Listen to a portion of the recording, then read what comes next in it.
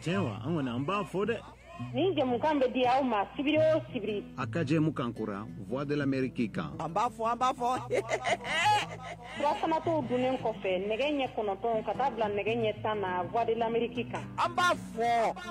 An b'a fɔ sigilen na an b'a fɔ kama. An b'a fɔ dɛ. An balimaw an wula Mohamed Touré ka bɔ Washington DC studio 10 la n'o ye 10nan ye bi ye sibiri ye n'o ye février kalo o tile 5nan ye san 2022 an b'a fɔ o jɛmukan kɔni a kɛnɛ sigira bi y'a ta ko 369 ye an bɛ sɔrɔ Bamakɔ n'a laminiw na fiɲɛ turukala 102 sanfɛ n'o ye 102 FM ye ayiwa Bugunikaw an bɛ sɔrɔ radio Kumase kan n'o ye fiɲɛ turukala 92 Moptikaw an bɛ sɔrɔ radio Orona kan fiɲɛ turukala 93 ani tomi 2 n'o ye 93.2 FM ye Tumutukaw an bɛ sɔrɔ 93 kan 90.3 FM Gawokaw an bɛ sɔrɔ ayiwa tomi fiɲɛ turukala 106 ani tomi 1 106.1 FM an bɛ sɔrɔ fana bɔlɔlɔ kan n'o ye www.voabamara.com walima an bɛ sɔrɔ fiɲɛ sira fɛ n'o y'an ka Facebook page VOA Bamara ye aw ka bi jamukan o bɛna lase ne yɛrɛ Mohamed Touré fɛ ayiwa an balimaw ani wula an ka foli bɛ bɛɛ ma Mali kɔnɔ ani Mali kɔ kan minnu fana bɛ ka mafilɛ kɛrɛnkɛrɛnna fiɲɛ sira fɛ n'o ye Facebook ye an ka foli b'aw ye ayiwa an ka bi jamukan an bɛna kuma tuguni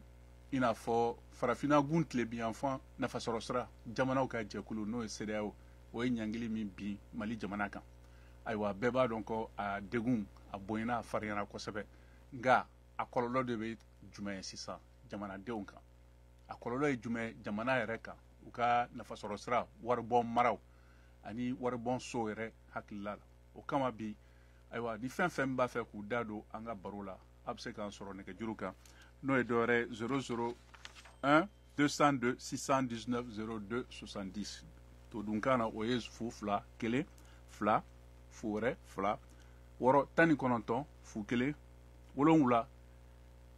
7 fu 1 2 ani 70 walima a bɛ se ka bataki caman fana fiɲɛ sira fɛ n'o ye Facebook ye VOA Bambara kan an ka bi dunan ayiwa o tɛna kɛ dɔwɛrɛ ye Modibo Makalu ale ye nafasɔrɔ sira ayiwa hakili jagabɔla ye ka bɔ Bamakɔ an b'a fɔ ko économiste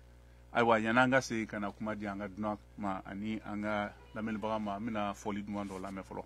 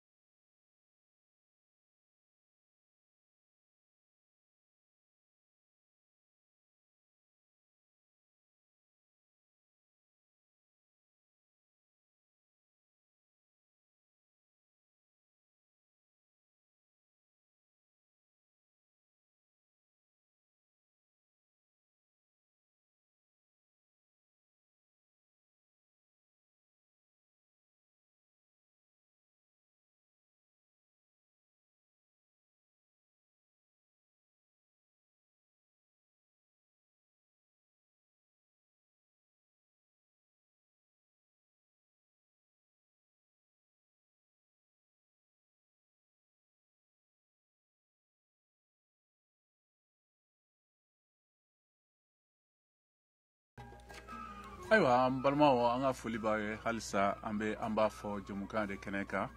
ayiwa bi an y'a fɔ cogo min na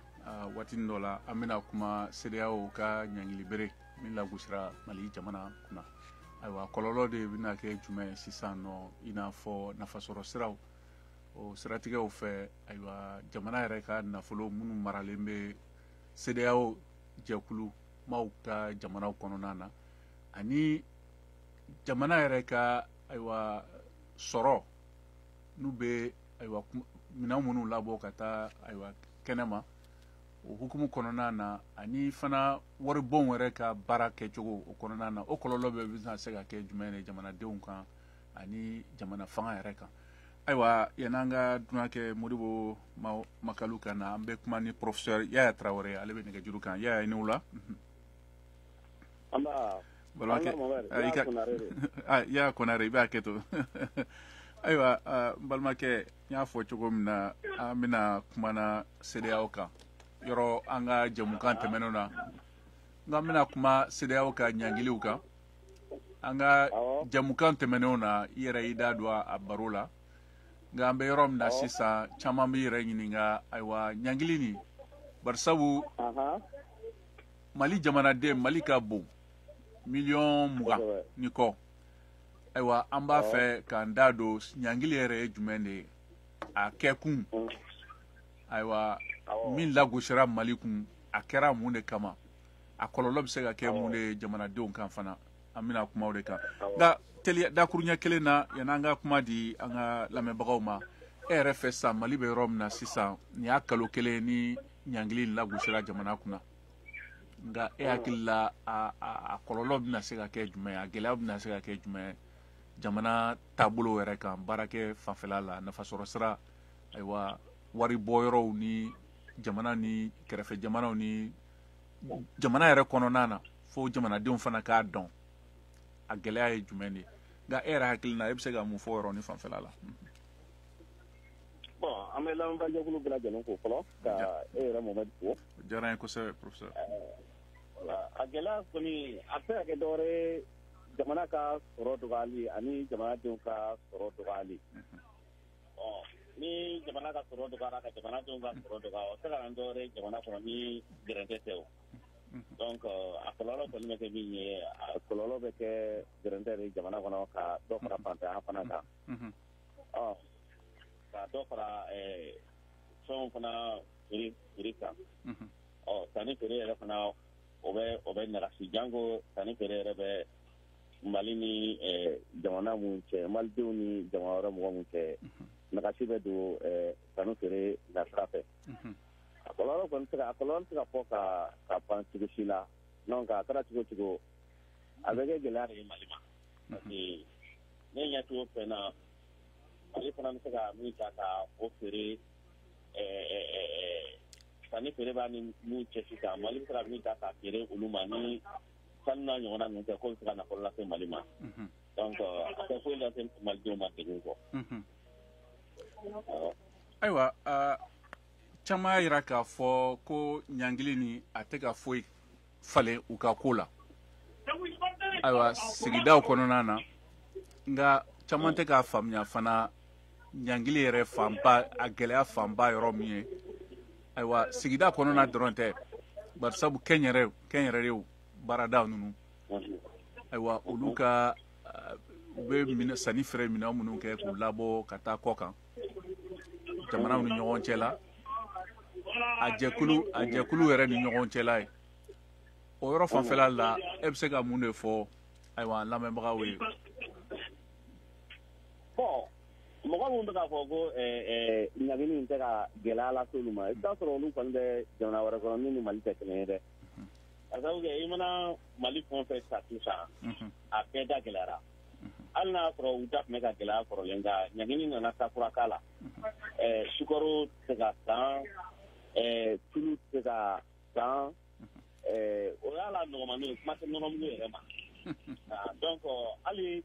an ni mɔgɔ caman bɛ yen mun bɛ sanni feere kɛ an ni Bogo Sulaso cɛ ou bien Mali ni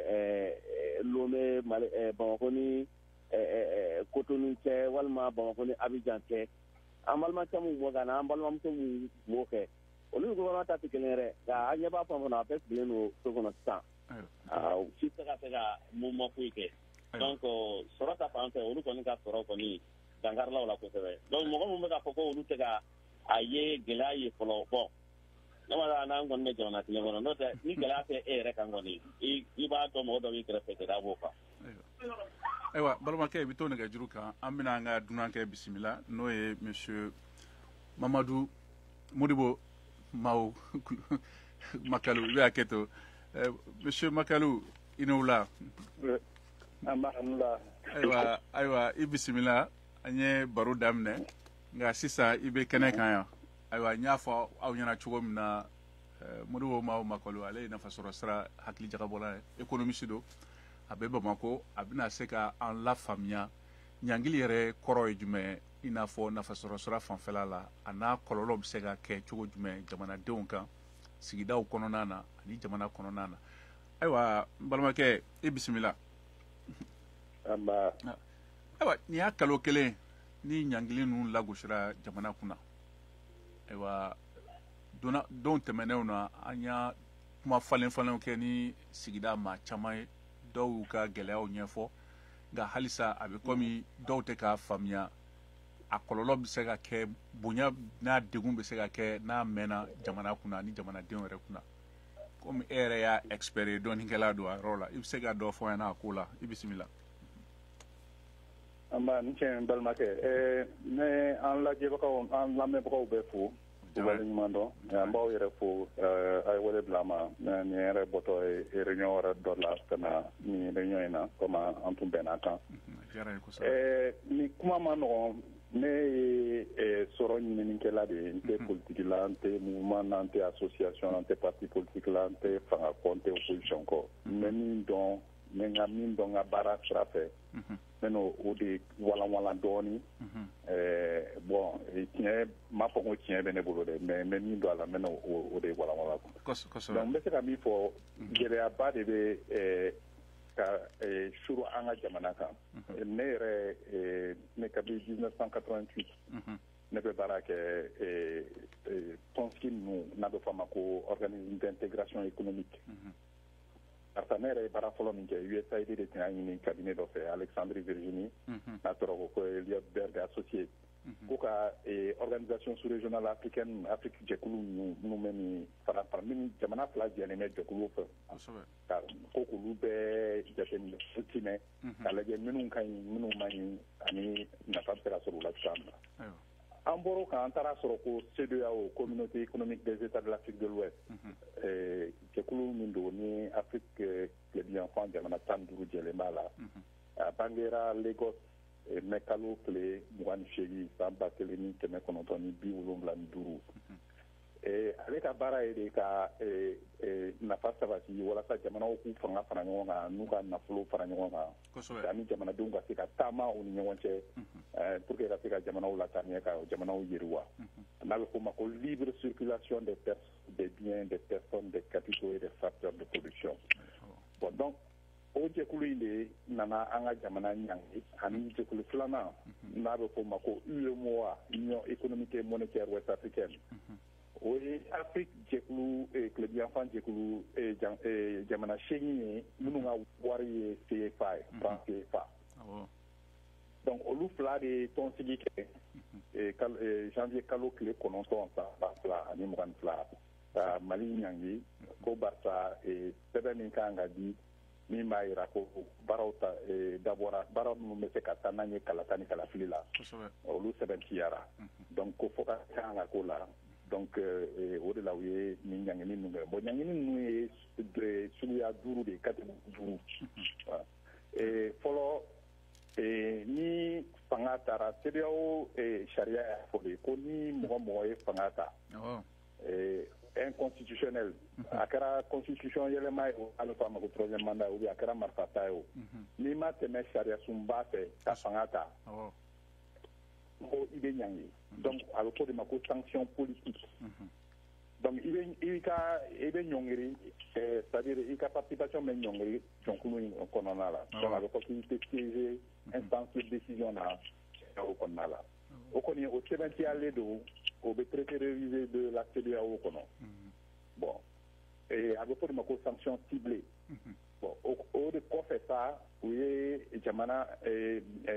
ba dɔw ɲangi k'olu tɛ se ka taama ko ani o bolofɛn minnu bɛ banques kɔnɔ k'u b'u bolo da olu kan donc a bɛ fɔ de ma gel des avoirs financiers ani interdiction de voyage donc o ciyalen don sariya in kɔnɔ n y'a fɔ cogoya min na donc o ye sanction politique ye o kɛra mais o kɛra décision taara kabi septembre kalo tile 16 mais a sɛbɛntiyara novembre kalo de kɔnɔna la mais o kɔfɛ de sa u y'a fɔ ko sɛbɛn in gafe in min b'a yira ko élection labɛnni taabolo élection taabolo bɛ labɛnna n'a bɛ fɔ a ma ko chronogramme détaillé pour une élection ko kan ka na ɲani décembre kalo tile 31 san 2021 bon transition ɲɛmaaw tun y'a fɔ ko faransɛ fanga ɲɛmaaw tun y'a fɔ ko ni tɔnsiba min kɛra n'a fɔ a ma ko assise nationale pour la refondation ko bɛ kun cɛ décembre kalo tile 30 ko n'o banna ni jamanadenw ye min fɔ k'u b'o de bila gafe kɔnɔ ko ka taa donc an ka ministre min bɛ taamaɲɔgɔnya ni baara kɛ an ni jamana wɛrɛw cɛ parce que des affaires étrangères o taara n'o gafe in ye o gafe in taalen de sa u ye réunion min b'o kɔfɛ u ye an ka jamana ɲangi ka sanction suguya 4 wɛrɛ fara fɛn kan donc o y'a kɛ 5 ye politique in kan donc politique kɛra a la donc u ye fɔlɔ min kɛ ka fara sanction politique kan o ye sanction diplomatique ko lasigidenw minnu b'u ka jamana 14 ka lasigiden bɛ Mali la k'u b'olu sama ka labɔ kabiri ala ye dama deli ka mɛn ko intégration économique la ko lasigiden samana filanan ko sanction économique o kɔrɔ ko ani sanction financière ani sanction commerciale donc o saba bɛ sɔrɔ ta fanfɛla de ye donc ka siraw datugu anw dun b'a dɔn an ka jamana ye jamana min ye a tɛ kɔgɔji kɛ an bara donc an bɛ sanni feere min kɛ an bɛ minɛn minnu feere kɔfɛ n'an bɛ minɛn minnu san kɔfɛ olu bɛ tɛmɛ wali jamanaw de fɛ kɔgɔji kɛ ninnu bara bon o wali jamana ninnu na o fanba bɛ tɛmɛ Sénégal de fɛ port de Dakar n'i ye 100 sarada ta an ka minɛn 70 100 sarada o bɛ tɛmɛ Dakar de fɛ bon filanan ye Abidjan ye caman bɛ tɛmɛ o fana fɛ mais Sénégal de ta ka ca kosɛbɛ ani Lomé ni Tema Ghana ani Cotonou olu bɛɛ b'a la mais Sénégal de ta ye 70 ye 100 sarada la Modibo i bɛ hakɛ to mɔgɔw bɛ nɛgɛjuru kan u bɛna ɲininkali kɛ i fɛ ayiwa an bɛ taa joona Bamakɔ an balimakɛ Jabe Konate ale bɛ nɛgɛjuru kan Jabe i ni wula an b'a ni wula i ka kɛnɛ somɔgɔw bɛ di alhamdulillah baasi foyi tɛ yen ayiwa i bisimila i bɛ kɛnɛ kan i bɔra ka kɔrɔfɔkan mɛn an bɛ ka kuma ayiwa farafinna gun tile biyanfan nafasɔrɔsira jamanaw ka jɛkulu n'o ye CEDEAO ani jɛkulu wɛrɛ n'o ye UMOA olu ka ɲankili jamana kan ayiwa an ka dunankɛ ye Modibo Mawo Makalu ale b'an bolo nɛgɛ kan yan ayiwa ale ayiwa sɔrɔ ɲininikɛla ye ka bɔ Bamakɔ ayiwa ɲininkali jumɛn b'i bolo k'a las'an ma walima hakilina jumɛn bɛ a ko la i bisimila alhamdulillah an bɛ bɛɛ lajɛlen fo bisimila voilà ka Modibo fo vraiment a bɛ ka min fɔ en vrai dit vraiment a bɛ ka jɛlen d'an ma quoi sanction kɔni vraiment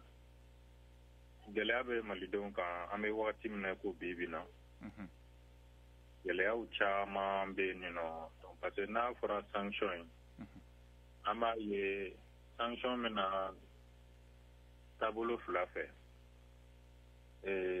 diplomatique sira fɛ donc ani société civile yɛrɛ donc olu yɛrɛ ka sɔrɔ siraw fɛ donc an b'a ye gɛlɛya ka teli ka minnu n'a ye anw touché joona joona donc o ye anw société civile an minnu n'an bɛ tile kuru kɛ ka dɔ ɲini ka don so donc an de bɛ a senti très rapidement donc i b'a ye hali sanction bɛ kɛ tuma min yɛrɛ la ka une semaine dɔrɔn an y'a dɔn gɛlɛya in an y'a senti quoi ayiwa vraiment ayiwa Konate ni diyara n ye kosɛbɛ i ni ce ayiwa an balimakɛ mamadu Ben Jabate ka bɔ Philadelphie ale bɛ nɛgɛjuru kan Ben i ni wula n b'a ni wula i ka kɛnɛ somɔgɔw bɛ di tɔɔrɔ su la i yɛrɛ dun ayiwa an b'ala tanu i bisimila ayiwa ɲininkali jumɛn b'i bolo ou bien hakilina jumɛn b'i bolo k'a la bon hakilina min bɛ ne bolo Mohamed n b'i fo fɔlɔ k'i ka lamɛnnikɛlaw bɛɛ lajɛlen fo o diyara n ye kosɛbɛ n bɛ deli ka kuma f'i ye an ka dunankɛ fana bɛ yan Modibo Mawo Makalu n bɛ ka dunankɛ fana fo professeur ya n bɛ fɛ ka min fɔ an ye Mohamed n bɛ deli ka kuma f'i ye n ko foyi tɛ se ka dilan nkalon ni namara kan quoi ayiwa cogo jumɛn na f'an ka bɔ nkalon de kɔnɔ anw de jo t'a la il faut que an k'a dɔn k'a fɔ an jo t'a la de parce que ninnu ye 18 mois d'anw ma transition na an de ko ten maintenant n'an tilara ka na namara kumaw don a senkɔrɔ k'a fɔ ni consultation nationale kɛra olu mana bɛn min kan ninnu b'a dɔn k'o bɛɛ ye namara kumaw dilannen de ye san'an ka s'u ma n kan k'o bɛɛ dɔn u b'a dɔn k'o bɛɛ ye namara kumaw dilannen de ye donc u ye temps d'an ma an ka se k'an yɛrɛ réfugier an ma sɔn maintenant ne ni conséquence bɔra a la anw tɛ nɔ don il faut qu'an k'an sigi k'a miiri sisan an ka bɔ nin kɔnɔ joona parce que famille o ko signalera a mɛnna ka fɔ ko famille bɛ ka don maintenant n'i taara nin sanction fara o kan jihadistes kɛlen don k'a kɛ sɛnɛ tɛ se ka kɛ sɛnɛ ma se ka kɛ ka ɲa o sanction bɛ ka fara o kan pourquoi an bɛ kow ɲini ni dusu ayiwa pourquoi an b'an dusu bɔ kuma bɛɛ de an de dusu bɔlen don kuma bɛɛ nin ko sugu ninnu na mais Mohamed an ka bɔ nin kɔnɔ sa CEDEAO m'a fɔ ko maliden ko CEDEAO jamana kɔnɔden dɔ de bɛna kɛ u ko maliden dɔ de bɛ k'a ye malidenw bɛ mɔgɔ min choisi de bɛ k'a ye an yɛrɛ ka constitution ko n'i ye coup d'état kɛ an tɛ yafi ma ayiwa Ben ayiwa o yɔrɔ ni o dɔnnen don nka an ka segin ayiwa i n'a fɔ ɲangili ni a kɔlɔlɔ bɛ sira min kan o de nana ni sanction in ye o dɔnna minɛ o ye tiɲɛ ye maintenant sanction nin bɛ yɔrɔ min na sisan a bɛ ka digi jamana na don sunkalo bɛ surunyali ka na sunkalo bɛ ka se mais pourquoi an tɛ négocier joona di an ka bɔ nin kɔnɔ ayiwa pourquoi an tɛ négocier joona ne bɛ professeur ɲininka munna an tɛ négocier joona ka bɔ nin kɔnɔ conséquence min b'a la pourquoi u t'a fɔ malidenw ye a bɛ se ka gɛlɛya min lase an ma ka se degré ma parce que ɲinan dɔrɔn tɛ ne bɛ fɛ ka professeur ɲininka parce que ni sanction kɛra hali ni sanction wulila ka bɔ yen sadi a ka kow ka ɲɔgɔn sɔrɔ a bɛna san caman de ta tuguni n b'a ɲininka o la solution jumɛn b'o la sisan ayiwa an ka dunankɛ bɛ yan o de kama a bɛna hakilina d'an ma o yɔrɔ fanfɛla la ayiwa Ben i ni ce i ni baraji nin diyara n ye kosɛbɛ ayiwa an bɛ segin ka na kuma di Modibo Mawo Makalu ma ayiwa i bɔra ka kɔrɔfɔ kan mɛn sisan n ye monsieur Jabate ni monsieur Konate ka kuma mɛn ko ko waleɲuman dɔn n tun ye min fɔ n ko fɔlɔ tun ye sanction politique ye ɲangili in na ainsi sanction diplomatique u ye lasigidenw lasama ani sanction économique financière et commerciale ka siraw datugu mais non seulement ka siraw datugu mais hali an ka société d'entreprise d'État ka sɔrɔ minnu bɛ banque kɔnɔ CEDEAO jamanaw kɔnɔ ani banque centrale la u y'u bolo da kan ani jamana ka nafolo min bɛ banque centrale kɔnɔ compte trésor ka compte min bɛ yen n'a b'a to jamana bɛ a ka musakaw sara ani a bɛ wari bila ka taa kɔfɛ ambassade ni fɛnw ma cogoya min u y'u bolo da o wari kan ko a bɛ fɔ de ma ko gère du compte principal du trésor à la banque centrale donc musaka ninnu caman o bɛɛ de balilen bɛ mais nin si tɛ sariya kɔnɔ ne ɲɛna nin kɔni nin ɲangili ninnu bɛɛ sisan an b'a ɲini de ka bɔ a kɔnɔ a nana cogoya min na o a bɛ cogoya bi na parce que maliyɛndenw n bɛ min fɔ ne yɛrɛ n y'a sɛbɛn nin dɔgɔkun in na n ye conférence de presse dɔ kɛ tarata tɛmɛnen n ye journaliste wele ka f'u ɲɛna kɔlɔlɔ min b'a la sɔrɔ ta sira fɛ a n'a bɛ se ka maliyɛndenw dadigi kɛ maliyɛndenw na cogoya min na ka sɔrɔ da la parce que a dabɔra o de kama parce que nin sanction in n'a ye jamana ɲɛmaaw ɲangi o ye fɛn kelen ye o de yamaruyalen don mais k'a fɔ k'aw bɛ jamanadenw ɲangi o tɛ intégration économique ye o tɛ sɔrɔ la yiriwa o bɛ na ni kɔlɔlɔ caman de ye jamana ma n'i ye Mali yɛrɛ ta san 2020 na an ka sɔrɔ a bɛ fɔ min ma ko récession an donn'o kɔnɔ barisa bana min bɛ diɲɛ serege naani na n'a bɛ fɔ ma ko Covid o tunna an kan mais o tunnen an kan n ko frontières de datuguna il faut que malien ka famu ani minu nya nyangi ka famu ko on ga soro keme sarala la bi woro be bo sani tere la na be ko ma exportation amem namnu tere ko fe ani importation amem namnu san ko fe keme sarala bi woro be bo de la bon ni o jamana ni frontière da tungo ni chama be bo soro la ko sabe bon ni samba plani mugana je kori fana ma Sénégal nye donc o fana nana ni kololo chama ayere ba donc kori fana na fa ba de ba la nga jamana ko ba sa anga million duru nyogona ulu balo be bo kori la ulu be soro fe kori la o chama bon donc ça ba plani mu ngani kelena no ba yakera donc ay moins 2 et en dina ni fly ça Sénégal sara la anga soro dina ni fly na ba ma moins 2 récession dans ba plani mu mais ba plani ngani kelena an no yakera soro yelena 4,6% nani ani tomi woro kemekele sarala la mais ñina ant me ni jate minena na aussi soro ka yele ni duru ani tomi fla qui est un des taux les plus magnifiques dans le monde mais ni ñangini ni continuera comme monsieur Diabaté a fait ni ñangini ni continuera ambo jere parce que jongo de dabide ka ke anga jamana la ni y'a jate na ala nga PIB na munun be dla anga soro na be fama PIB produit intérieur brut c'est-à-dire na munun be dla anga mana valeur yere richesse nationale abe ta milliard 10 saba ni fla nyona de da jongodo bon ni y'a a foro nyana ko milliard 100 nyoko be bola jongodo yero be chama bo malien nga soro la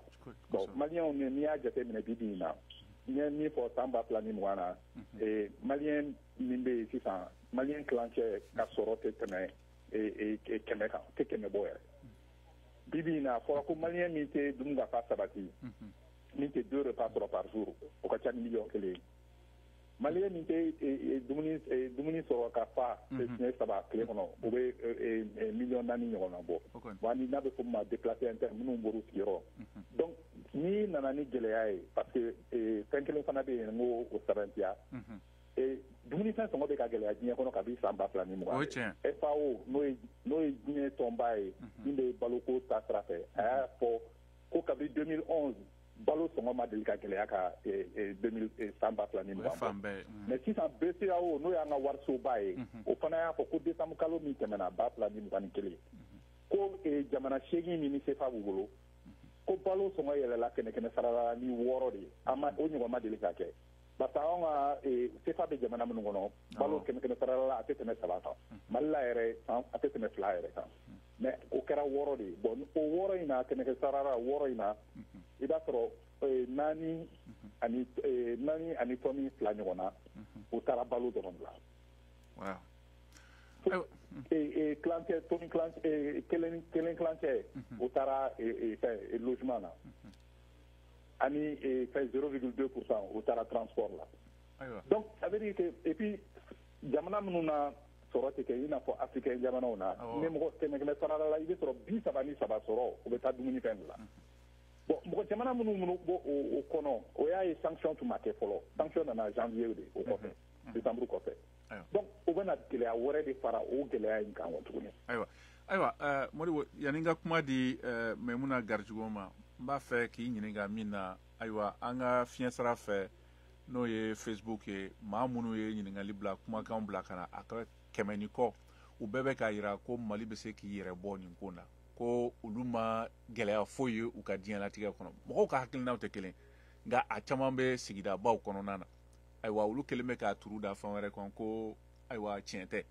nka yanni i ka o jaabi an bɛ kuma di an balimamuso an bɛ boli ka taa Kayi Maimuna Garijugo ale bɛ nɛgɛjuru kan Maimuna ayiwa n balimamuso i ni wula ayiwa baasi t'u la aw yɛrɛ sigida jɛkulu maaw ye i ye Bulɔnba Kayi Bulɔnba ayiwa o ɲɛmɔgɔ dɔ ye nka an bɛ ka kuma bi ayiwa farafinna gun tile biyanfan jamanaw ka ɲangili o kɔlɔlɔ jamana kan ani jamanadenw yɛrɛ de kan bi na an balimakɛ Modibo Makalu bɛ kɛnɛ kan yan a bɛ ka kunnafoni d'anw ma ale ye ayiwa sɔrɔ ɲininikɛla ye ayiwa anw bɛ Kayi aw ka surun Senegal la ayiwa ni ɲangili nin caman bɛ k'a fɔ sigidaw kɔnɔna na k'a tɛ ka foyi k'olu la olu bɛ balo ka ɲɛ nka aw bɛna se k'o lafa e yɛrɛ hakilina ye jumɛn de fɔlɔ a ko la i bisimila. Sani n ka kuma n bɛ lamɛnnikɛla bɛɛ lajɛlen fo. O diyara n ye kosɛbɛ. n bɛ tila ka i yɛrɛ fo i Ture. i ni ce Gardigo. Ne bɛ se ka min fɔ o ko la. Bien que sanction bɛ Mali kan. Tiɲɛ don degun bɛ an kan ni mɔgɔ min ko degun ta an kan o tigi filila. Sabula n'i y'a jateminɛ fɛn caman bɛ yen bi a sɔngɔ yɛlɛnna ka d'a kan hali n'a bɛ na bɛɛ n'i ka nafasɔrɔ sira ɲini cogo de don. Commerçant dɔw bɛ yen ka sɔrɔ fɛn dɔw bɛ yen a bɛ ka sɔrɔ cogo min na kɔrɔlen olu b'a la ka dɔ fara a kan. Moi je ne suis pas économiste mais ne ka analyse la diɲɛlatigɛ la degun bɛ fɛn o fɛn na avantage b'a la. CEDEAO ye ɲangi min ka an kan n'i y'a jateminɛ maliden 100 sara la 85 fo ka taa se 90 ma o bɛɛ lajɛlen tun ka laɲini ye nin de mun de mais san'i ka jɔrɔ sɛgɛn na bi degun Mali kan mun de ye degun se anw ma kɔngɔ ka degun maliyɛn ye o de kɔrɔdɔn bi ni mɔgɔ faga ka degun ye m'a dɔn ni kuma in b'a la ka faamu. Ayiwa n bɛ k'i lamɛn ni mɔgɔ min ko degun tɛ an kan o tigi filila kosɛbɛ parce que fɛn caman bɛ a gɛlɛyara mais an bɛ ni mɔgɔw bɛ k'a fɔ degun t'an kan parce que u bɛ ka kɔngɔ ka degun économie financièrement o degun an bɛɛ b'a la ka o de supporter ka bisigi ka bila an dusukun na ko don dɔ la k'o degun bɛ ban parce que n'a an ka Mali ka territoire ka yɛlɛma hɔrɔnya dira ma an b'a bila an kunkolo la ka bisigi k'a fɔ ko nin degun de b'an bolo la. Ne kɔni ka laɲini na minnu bɛ k'a fɔ ko degun t'an kan u ka hakilina ye nin de u ka vision ye nin de. Ayiwa nin diyara n ye barisabu an y'a faamuya nka a muɲu a bɛna se dan jumɛn na barisabu nin y'a kalo kelen nka an bɛ yɔrɔ min na caman. An bɛ yɔrɔ min na bi an bɛ an profite yɔrɔ la k'a fɔ an ka gouvernement de ye k'a fɔ an ka Mali économistes ye k'a fɔ an ka commerçants ye. K'a f'u ɲɛna économistes yɛrɛ ye kalan mun kɛ olu bɛ se ka solution dɔ de sɔrɔ ka apporter maliyɛnw contribuables minnu bɛ Mali kɔnɔna la olu yɛrɛ bɛ se k'u yɛrɛ sɔrɔ cogo min na ni kun y'a jateminɛ fɔlɔ 1960 à 1968 Mali kɛlen ka indépendance ta an tun ka fɛn bɛɛ bɛ an bolo Mali kɔnɔ yan a ma kɛ an tile la mais an bɛɛ y'a kalan histoire la i n'a fɔ bɛɛ b'a kalan cogo min na Mali ka fɛn bɛɛ tun b'a bolo yan mais pourquoi u tɛ segin o système kelen kan Somatex créé ka Comatex créé ka Sonex créé ka an ka Mali sɛnɛ yɔrɔw minnu bɛ malo sɛnɛ ka a bɛɛ lajɛlen labɛn cogo la walasa malidenw yɛrɛ bɛ se ka bɔ gulonɛ jɔnya la ka bɔ gulonɛ faransi la ka bɔ gulonɛ dugu wɛrɛ la an yɛrɛ tɛ apport kɛ an ka pays ye pour que an bɛ se k'an yɛrɛ ta cogo min na parce que ni mɔgɔ ni min ma kari i tɛ bɔ jɔnya kɔnɔ k'a da kan an jigi bɛ da la kan nin bɛ tan ni nin ma wari di an ma ni nin ka dumuni ma na an yɛrɛ tɛ a ɲini k'o bɛɛ kɛ an fɛ an faso la pour que an ni bɛ se ka lafiya parce que denwolomuso i ye ne wele ne ye muso de ye n bɛ kuma muso bɛɛ tɔgɔ la muso bɛ kɔngɔ kun ka sɔrɔ n'a ɲɛ bɛ a den na na an bɛ kɔngɔ kun kan an kana dumuni kɛ mais an bɛ den minnu wolo o den ninnu bɛ to an kɛrɛfɛ an b'o ye don ka bɔ la hali n'an bɛ ji min an b'o kɔrɔ dun ka fa ye bon an ye an denw ka saya ani an balimakɛw ani an faw an kɔrɔw an y'olu ka saya an y'o de ta ka kɔngɔ ka an minɛ an bɛ kɔngɔ kun ka sɔrɔ Mali kɛlɛ ka ban. Ayiwa ne ka hakilina la mɔgɔw bɛɛ bɛ ka degun in kun nin ye sinon degun bɛ an kan mais degun dɔ ka fisa degun dɔ ye. Ayiwa i ni ce nin diyara n ye kosɛbɛ an bɛ ka ikaw bɛɛ fo ayiwa sisan an bɛna taa Côte d'Ivoire jamana la an balimakɛ Saka Bamba ale bɛ nɛgɛjuru kan Saka i ni wula. I ka kɛnɛ somɔgɔw bɛ di. N ka kɛnɛ basi foyi t'an na. Ayiwa aw minnu bɛ Côte d'Ivoire ayiwa a ɲangili ko nin a bɛ cogoya jumɛn hakilina jumɛn b'a la walima ɲininkali bɛ jumɛn min fɛ k'a lase Modibo Makalu ma ale bɛ kɛnɛ kan ɲangili ko fan fɛ. Bon ne yɛrɛ hakilina min na o ye Mali yɛrɛ gouvernement ye wa u k'a essayer tiɲɛ yɛrɛ la u ka yɛlɛma don kow la dɔɔnin parce que ko bɛ taga cogo min na CEDEAO ye a jira k'a fɔ ko a ka ɲangini bɛ k'a tɛ wuli fo gouvernement de ka na ni programme kura ye quoi. Donc u k'a lajɛ u kana ni u ka kura wɛrɛ kɛ ka di pour que ka se ka élection date fɔ CEDEAO ka tension bɛ a ka se ka wuli ka bɔ yen o de tun bɛ ne hakilina ye bari n'olu ma kɛ CEDEAO tɛna ka sanction wuli ka bɔ bon CEDEAO a bɛ se ka taa ka CEDEAO to quoi nka aw tunkarankew aw Mali jamanaden tunkarankew mun bɛ Côte d'Ivoire ɲangili ni a kelen bɛ ka a ye degun lase aw ma barisa caman de bɛ wari ci ayiwa somɔgɔw ma Mali la o yɔrɔ fanfɛla la a kɛra baara ye sababu la wari tɛ ka taa n ka se yɛrɛ gɛlɛla wari ci yɛrɛ la kosɛbɛ yɛrɛ de ka da ni k'i bɛ wari ci ka taa Mali la a ka gɛlɛn parce que banque minnu bɛ yan n'o i kan ka wari don a ka bɔ a tɛ se ka taga bon o gɛlɛyaba yɛrɛ de bɛ yen mɔgɔ caman yɛrɛ kan yan nɔ ayiwa o gɛlɛya b'an kan yɛrɛ de ayiwa Saka nin diyara n ye kosɛbɛ i ni ce i ni baraji ayiwa yan'an ka segin ka kuma di an ka dunankɛ ma ani professeur Yaya Konare ma ayiwa an bɛna tulo kɔrɛ bɔ fɔlɔ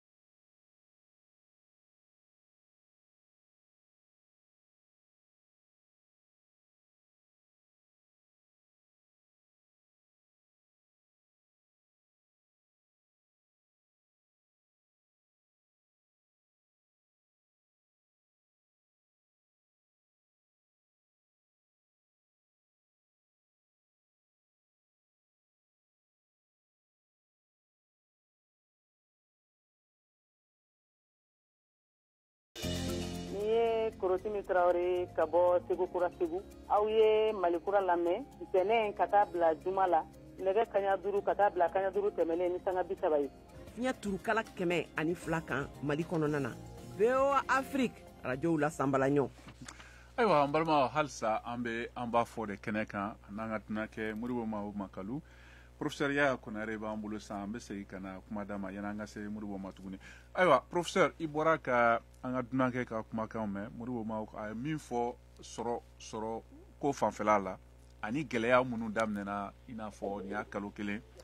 i n'a fɔ ayiwa a y'a jira k'a fɔ ko 100 sarada la n'i y'a lajɛ 60 o ɲɔgɔn de ye Mali ka sanni feere n'a fɔra ko danfuraw bɛɛ datugura nka aw yɛrɛ min bɛ école karamɔgɔw ye aw bɛ se ka denmisɛnninw ni sigida maaw ka hakilina faamuya cogo jumɛn gɛlɛya ko kan barisabu i bɔra ka Maimuna ka kuma fɛ k'olu b'a fɛ ka muɲu barisabu ayiwa n b'a fɔ cogo jɔ fasoden ɲuman ko don hakilina don i na ɲangili bɛɛ b'a dɔn k'a man ɲi a kɛra gɛrɛntɛba de e b'o yɔrɔnin faamuya cogo jumɛn ani maa minnu bɛ k'a fɔ halisa an bɛ nin fɛ ka tɛmɛ ayiwa jɔnmaya kan est-ce que o de ko don yan e bolo Konare oui an bɛ segin ka foli kɛ ne kɔni bolo a ko to ye a fila bɛɛ bɛ se ka taa ni ɲɔgɔn ye an ka jamana bɛ se ka bɔ bolo la en même temps min ye gɛrɛntɛ ye o fana o bɛ se ka ban ni gɛrɛntɛ in fila kunna ɲɛ a bɛ n'a fɔ nin ye n m'a fɔ an yɛrɛ ka gɛrɛntɛ ɲininen don mais a kɛra n'a fɔ gɛrɛntɛ in a ba sababu ye anw yɛrɛ de bolo quoi donc an kana an sigi a kɔrɔ ko a tɛ ka fɛn kɛ mɔgɔ la walima nin ka d'an ye ka tɛmɛ an ka denmisɛnninw fagali kan anw ye école karamɔgɔ an kɔni hakilina ye min ye o ye k'a fɔ an ka bɔ nin kɔnɔna na ka sabu kɛ n'i ye jateminɛ kɛ wulikajɔ fɛn o fɛn kɛra sur le plan social ani sur le plan politique a bɛɛ bɛ bɔ gɛrɛntɛ dɔ de la autorité min b'an kunna sisan u ka kumakanw ka di mɔgɔw ye bon u ka kɛwale ka di mɔgɔw ye parce que u b'a yɛrɛ k'a fɔ jamana kanu b'u la jamana ka bɔ basigibala nin kɔnɔna na a ka d'u ye mais o fana o bɛ k'a sɔrɔ jamanadenw kɔnɔ falen don dɛ ni gɛrɛntɛ juguyara ka se yɔrɔ dɔ la sa fɛn tɛ mɔgɔ bolo kɔngɔ bɛ mɔgɔw la a laban na jamanadenw bɛ sɔn ka kɛwale kura wɛrɛw ta dɛ u bɛ sɔn ka hakilina kura wɛrɛw ta donc yan'a ka se o yɔrɔ ninnu ma ne kɔni hakili la CEDEAO kɔni sigilen don k'a makɔnɔ Union africaine sigilen don k'a makɔnɔ Nations Unies sigilen don k'a makɔnɔ gouvernement ka fɛn dɔw boloda joona joona ka segin ka taa olu ma donc jamana bɛ se ka segin a cogoya kɔrɔ la cogo min na an bɛ waati min na i n'a fɔ sisan an kana an yɛrɛ nɛgɛ jamana si tɛ yen ni e bɛ se ka i yɛrɛ bɔ a ko kɔnɔna na i bɛ se k'i yɛrɛ bɔ gɛlɛya la kɔnɔna na ka jamana tɔ to yen ne hakili la CEDEAO yɛrɛ sigikun y'o de ye jamanaw bɛ se ka ɲɔgɔn dɛmɛ cogo min na ka bɔ gɛlɛyaw kɔnɔna na donc hali jateminɛ yɛrɛ kɛra économistes yɛrɛ y'a fɔ cogo min na maaw tulo bɛ ne kan na walasa farafinna yɛrɛ ka se ka se sɔrɔ farafinna ka se ka taa ɲɛfɛ yɛrɛ économiquement a bɛ daminɛ ayiwa jɛkuluba ninnu de la i n'a fɔ CEDEAO n'a ɲɔgɔnna ani SADC n'a ɲɔgɔnna ani ayiwa Afrique centrale jɛkulu ninnu olu n'a ɲɔgɔnna ninnu donc an bɛ se ka an yɛrɛ to nin kɔnɔna na badabada ka sɔrɔ labɛn wɛrɛ foyi ma sabati min fana bɛ se ka na n'an ka sɔrɔ ta ɲɛ parce que depuis a daminɛna foyi tɛ ka fɔ malidenw ɲɛ taasira foyi tɛ ka don malidenw kɔrɔ an bɛ se ka baara kɛ sira min fɛ ni dɔ bɛ fara an ka sɔrɔ yiriwali kan an bɛ se ka to nin kɔnɔna na tan. Ayiwa ni ce ni baraji nin diyara n ye kosɛbɛ monsieur Konare ayiwa sisan yanni ka kuma di Modibo ma an bɛ segin ka taa Abidjan Côte d'Ivoire Saka Banba a bɛ nin ka juru kan Saka e ko k'e ka ɲininkali filanan ye jumɛn ka ɲɛsin Modibo Makalu ma. Bon ne bɛ fɛ ka ɲininkali min k'a la est ce que jamana ɲɛmɔgɔw depuis u ka décision ta est ce que u kun ka plan B dɔ la dilan ka bila fɔ CEDEAO bɛna ɲangini min kɛ ka se k'a kɔlɔlɔ kunbɛn est ce que u kun ka o labɛn wa. Ayiwa pour que jamana dɔ kana sɛgɛn. Ayiwa o diyara n ye kosɛbɛ i ni ce ni baraji ayiwa yan'an ka segin ka duman kɛ mɛn an balimakɛ Joel Keita ale bɛ nin ka juru kan Joel e ko di i bisimila. Salamu alaikum fɔlɔ. Alaikum salam i nula. Ayiwa bon ni ɲininkali tɛ dɔ n'a y'a sɔrɔ CEDEAO ninnu ka texte la n'a y'a sɔrɔ a fɔlen don ka jamana sanctionner jamana min b'a fɛ k'a ka yɛrɛma hɔrɔnya ta k'a ka destin ta bolo ma ne y'a sɔrɔ o sɛbɛnlen bɛ CEDEAO ninnu ka texte kɔnɔ ne b'a fɛ k'o de dɔn ne y'a sɔrɔ a yɛrɛ fana t'a kɔnɔ mun na u ye Mali jamana sanctionner quoi ka embargo bi an comment dire ka sanction bi an ka jamana kan mun na o kɛra. Ayiwa ayiwa diyara kosɛbɛ i Keita ayiwa an bɛ segin ka na kuma di an balimakɛ ma n'o ye Modibo Makalu ayiwa i bɔra ka ɲininkaliw ni ayiwa kɔrɔfɔkanw mɛn e yɛrɛ ko di o la Modibo i bisimila. Merci monsieur Touré n ye kɔrɔfɔkanw bɛɛ mɛn madame Sego ani monsieur Konare ani monsieur Keita mais j'espère que ma ɲinɛ mɔgɔ kɔ. A lawaleyalen don ko clause de retrait jɛkulu ninnu na n'i bɛ fɛ ka bɔ i b'a sɛbɛntiya k'i bɛ fɛ ka bɔ mais a bɛ san kelen de ta yanni ka se ka bɔ i tɛ se ka girin ka bɔ ten n'o tɛ n'i donna jɛkulu o jɛkulu la bɔda fana b'a donda b'a la bɔda b'a la donc a bɛ fɔ de ma ko clause de retrait i ye ɲininkali min kɛ n'o y'a sɔrɔ ɲangini ninnu sɛbɛntiyalen don ne kɔni ma min sɛbɛntiyalen bɛ ne ye min kalan kɔni gafe ninnu kɔnɔ u ka sariyaw kɔnɔ n'o ye traité révisé de l'UEMOA ye n'o ye statut de la Banque centrale des États de l'Afrique de l'Ouest ye n'o ye traité révisé de la CEDEAO ye kelen min b'a kɔnɔ o ye sanction ciblée ye u ye ɲangini kɛ mɔgɔ 249 ani 9 min ma n'o ye CNT mɔgɔ 221 ye ani gouvernement mɔgɔ 28 o kɔni o sɛbɛntiya b'a kɔnɔ mais tɔ ninnu kɔni ne ma o ye mais donc et puis fana f'an ka fɛn kelen de jateminɛ gɛlɛya tɛ se bɛɛ ma en même temps et puis bɛɛ de b'i ka jamana fɛ k'a fɔ ko gɛlɛya bɛna se jamana ma k'i bɛ content o la o mɔgɔ tɛ yen bɛɛ b'i ka jamana fɛ parce que an bɛɛ ye jamana kɔnɔdenw de ye an somɔgɔw bɛ yan an yɛrɛ bɛ yan an ɲɛ b'a la kow bɛ cogoya min na mais gɛlɛya tɛ bɛɛ sɔrɔ cogoya kelen na mais n'i ye a jateminɛ minɛn min bɛ don jamana kɔnɔ kɔrɔlen sɔrɔ min bɛ kɛ jamana kɔnɔ kɔrɔlen tiɲɛ ye kelen de ye o sɔrɔ tɛ se ka continue ka lawaleya o tɛ se ka kɛ cogoya si la a diyara an ye cogo ka jamana diyara an ye cogo cogo an ka autorités diyara an ye cogo cogo parce que transition in dɛmɛbagaw yɔrɔ de b'a la opposition t'a la majorité t'a la transition in ye transition nationale de i b'a fɔ an ka équipe nationale n'an ka armée nationale an ka ɲɛmaaw de don kalata ma kɛ k'u sigi u bɛ yan jamanaden bɛɛ de kama u tɛ yan groupe kala ma dɛ jamana in ye maliyɛn bɛɛ de ta ye donc an bɛɛ b'a ɲini de jamana in nafa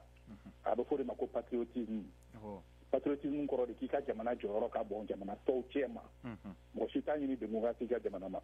mais n bɛ fɛ ka min fɔ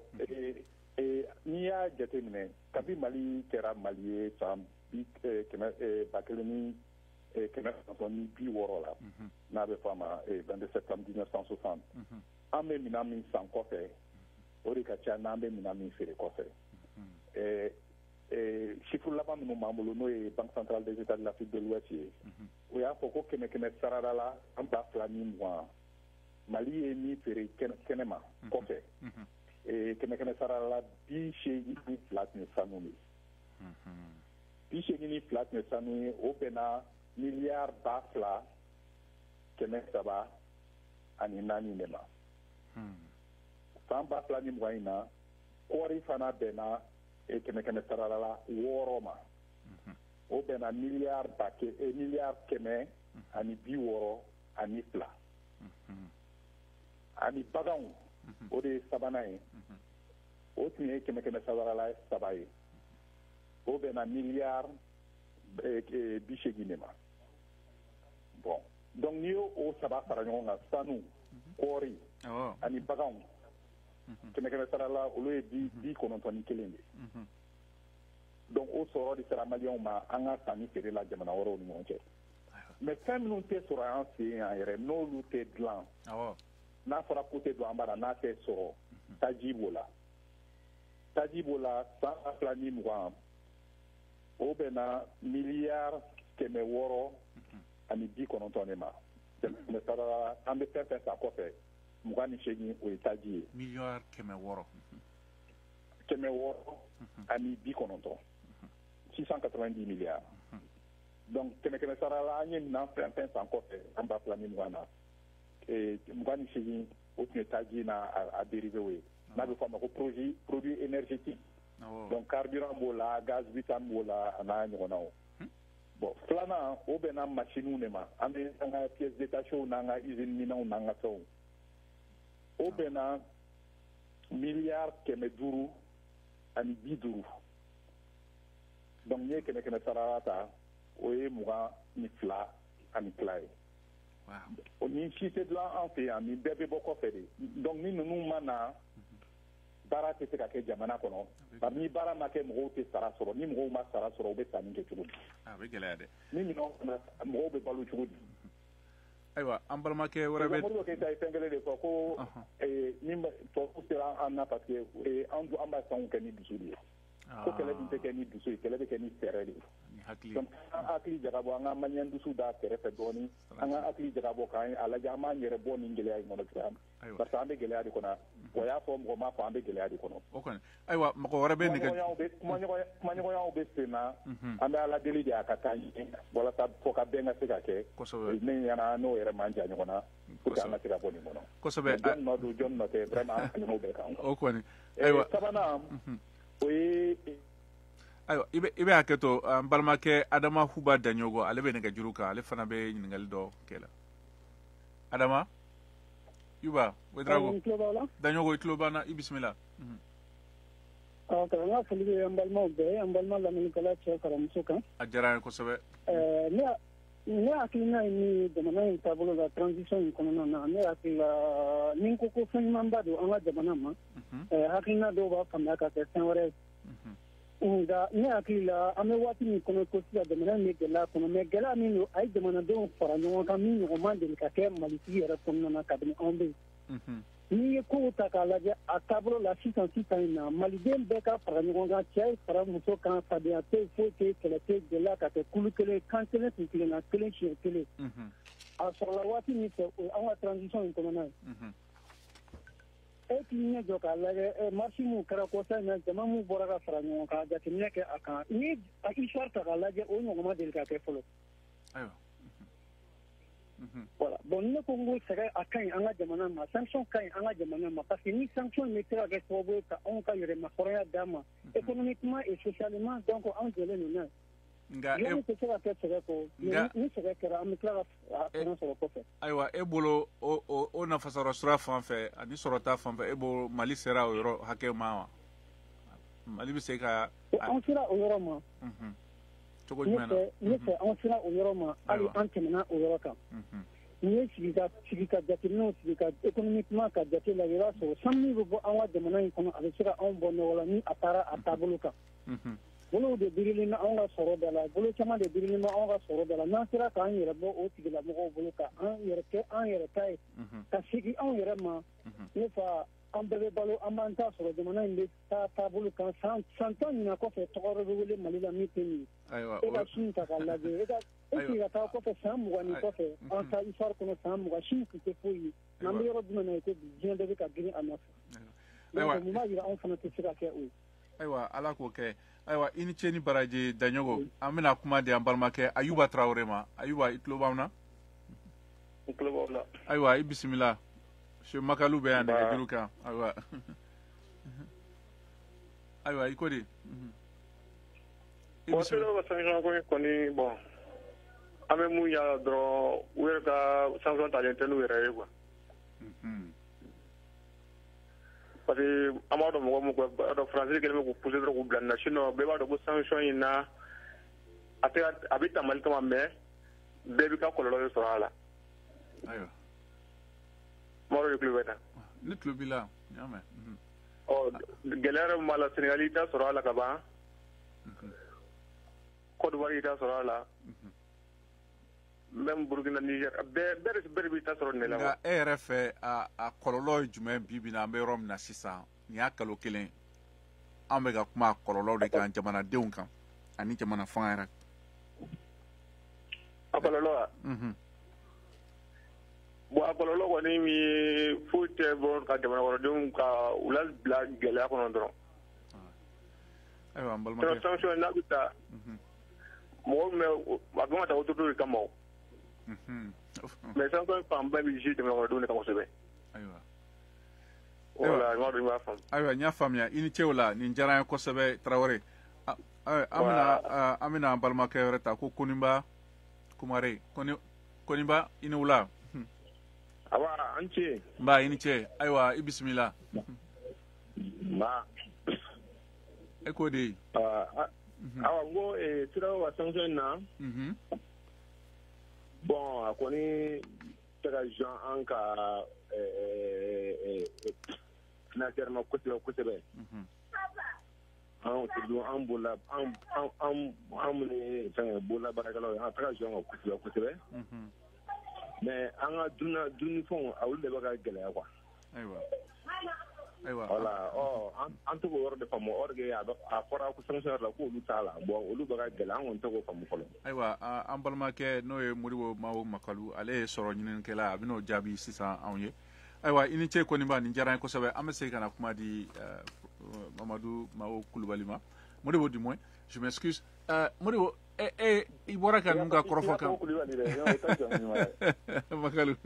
ayiwa i bɔra ka Koniba mɛn ani an balimakɛ min fana bɛ Côte d'Ivoire ale ye ko munna ale hakili la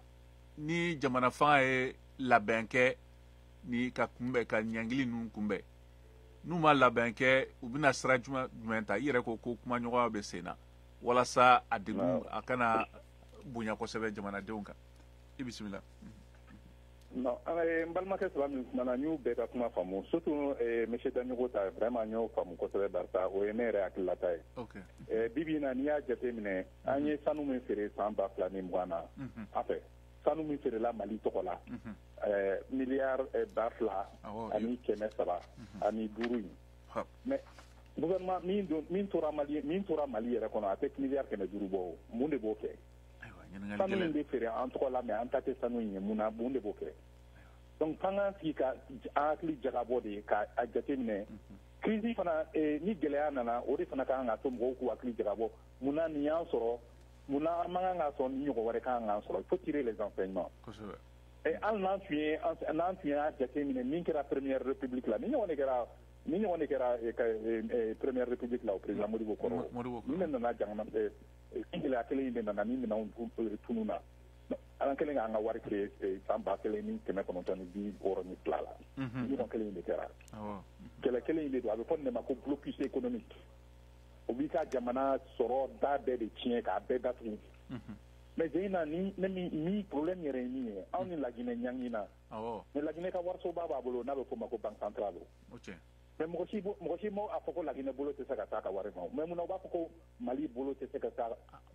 jamana ɲɛmaaw bolo tɛ se ka se wari ma wari min ye jamana ta ye o de y'a gɛlɛma yɔrɔ ye